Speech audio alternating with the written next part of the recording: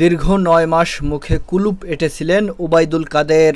ধীরে ধীরে খোলস ছেড়ে বেরিয়ে আসছেন আওয়ামী লীগের প্রভাবশালী এই নেতা।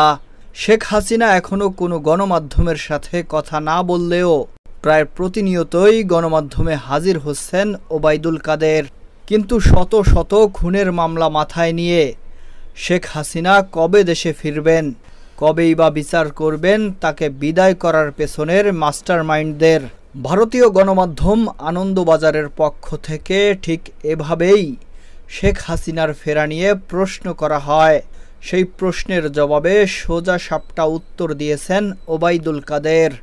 শেখ হাসিনার দেশে ফেরার বিষয়ে জানতে চাইলে ওবায়দুল কাদের বলেন, তিনি প্রতিদিন দেশের নেতাকর্মীর সঙ্গে যোগাযোগ করছেন, অনুপ্রেরণা দিচ্ছেন।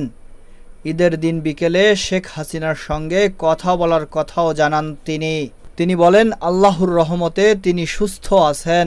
তবে দেশে ফেরা নিয়ে তিনি বলেন, শেখ হাসিনা আগেও বলেছেন দেশের জন্য তিনি ফিরবেন এবং যারা তার বিরুদ্ধে ষড়যন্ত্র করেছেন তাদের শাস্তি হবে।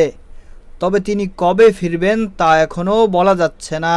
সব কিছু নির্ভর করছে দেশের রাজনৈতিক পরিস্থিতি, জনগণের মনোভাব এবং আন্তর্জাতিক পরিবেশ ও পরিস্থিতির ওপর।